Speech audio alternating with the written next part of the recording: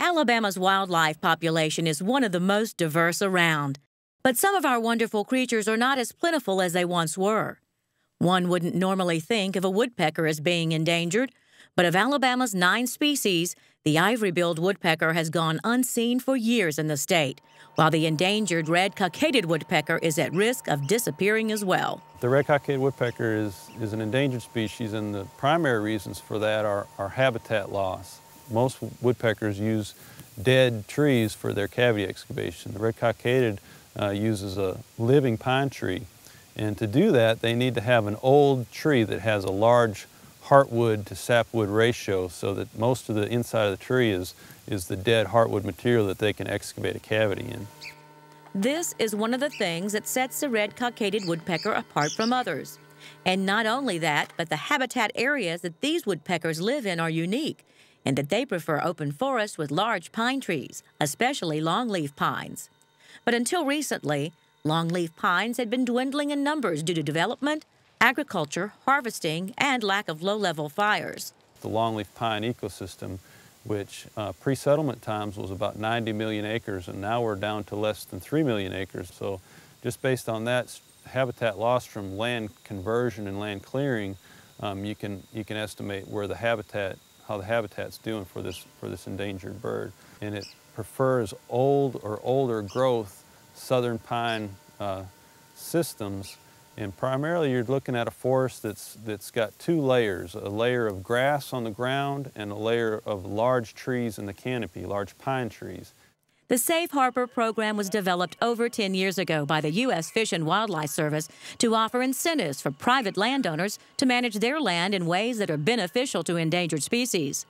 The red-cockaded woodpecker is one of the main species for which Safe Harbor is designed for.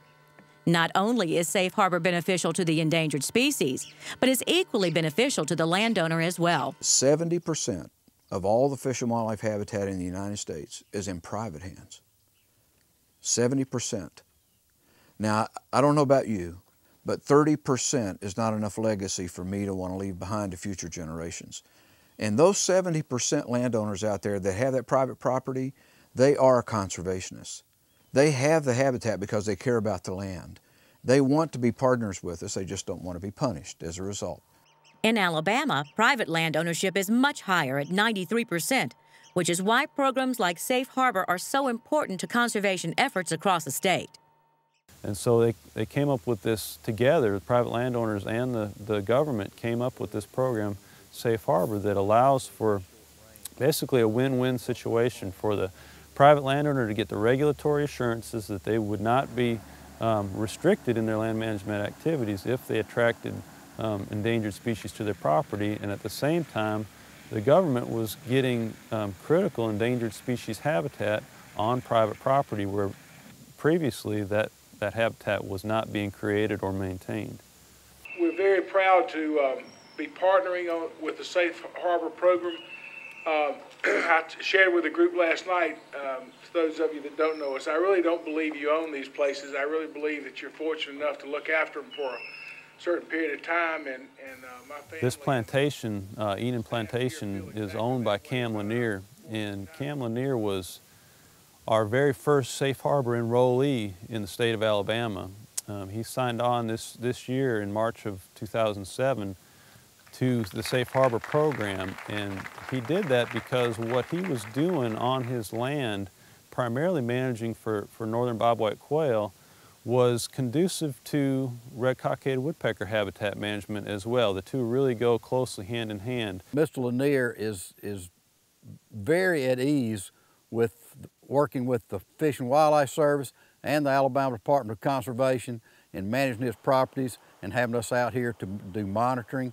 We provide technical assistance to landowners, both for endangered species and other non-game species that may not be endangered, but are species of special concern. So those private landowners are critical, and I mean absolutely critical, to us moving forward and having future generations be able to enjoy the kinds of species and habitats that we have today. The future is promising for the red-cockaded woodpecker, but not without the help of today's landowners. And with conservation-minded landowners and proper land management, endangered species like the red-cockaded woodpecker will one day flourish again.